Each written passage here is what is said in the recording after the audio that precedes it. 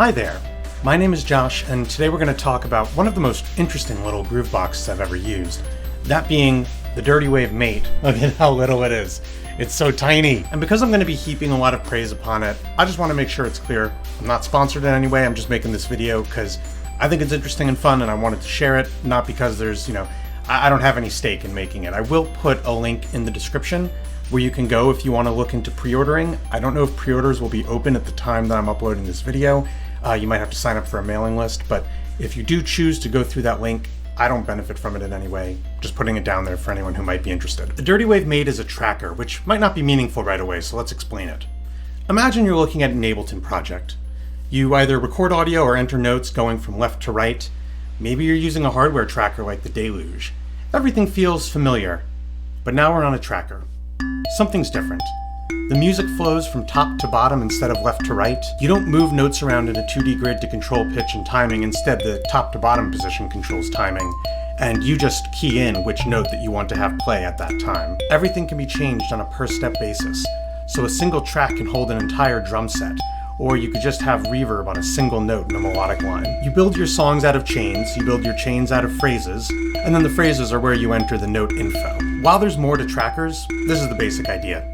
It can look a lot more daunting than a piano roll because, a grid of numbers and abbreviated commands might not seem as intuitively musical, but as you get used to it, it becomes a lot faster to operate.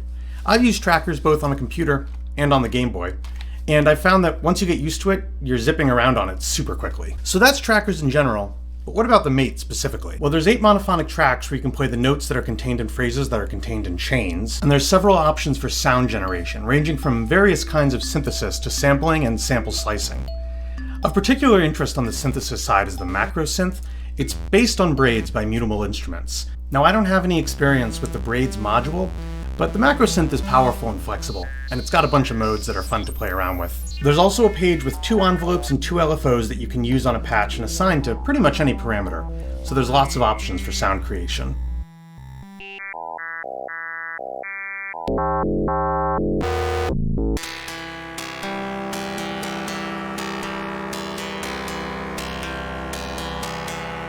So as a sound design platform, I think the M8 is a success.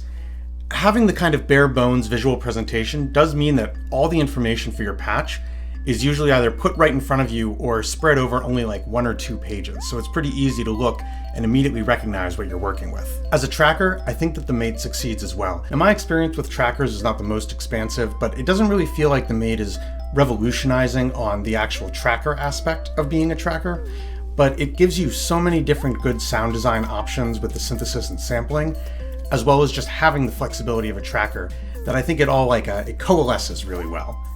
Did I use that word right? Now I'm going to discuss the build of the Dirtywave M8 in just a moment, but before we do, I wanted to talk about what's called M8 Headless, which is a way that you can get the Dirtywave M8 experience without actually needing the official hardware. You instead use a Teensy 4.1 and a micro SD card, and it's not really like a big DIY kind of thing. It's pretty easy to do, but if you really want to use the tracker aspect of the Dirtywave M8 and you don't really care about the physical device, you can get a Teensy 4.1 and get it hooked up for, this is just an estimate, about 1/10 of the price of an official Dirtywave M8. If you are set on getting the official hardware for the Dirtywave M8, don't get it from the people who are reselling it for, hundreds of dollars over the normal asking price.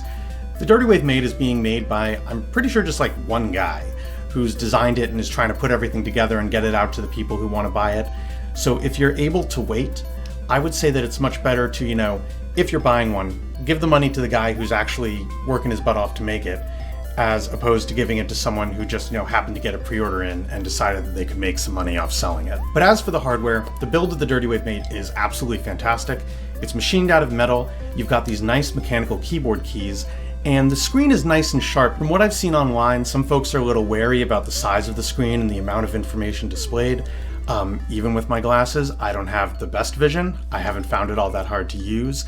I would say that if you are able to use a smartphone comfortably, you'll be able to use the Dirtywave M8 no problem. And awesomely, when you get the M8, it doesn't just come with the hardware unit itself. It came with an SD card, as well as this nice drawstring bag, and a little carrying case that contains the charger and a 3.5mm to 5-pin MIDI adapter cable. For a smaller device like this that's geared towards portability, I would say that a case is probably like one of the first things that someone's going to want to buy for it, so it's pretty awesome that it just comes with a great case.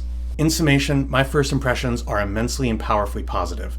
Now again, if you want to experience the Dirtywave Mate and you don't care about the hardware, Mate headless, I'll put some information down in the description about it. Please don't buy it from people reselling at a high price. Or if you'd like to try out a free, really bare bones tracker experience for making chiptune, I would steer you towards something called FamiTracker. It's actually what I started with when I was, first getting into making electronic music, and I'll put a link down in the description to where you can find that as well. Now, as impressive as the Mate is, I hope it's clear that I'm not telling you to just go out and buy one.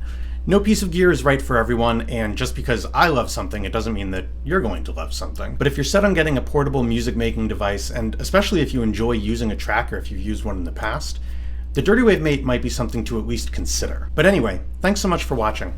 I hope you found it enjoyable, and if you dug the video and you haven't already, please consider leaving a like and hitting subscribe. If you have any questions about the Dirtywave Mate, please leave them in the comments.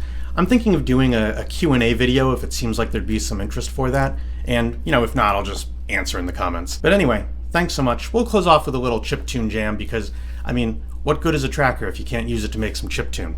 I look forward to seeing you in the next video, and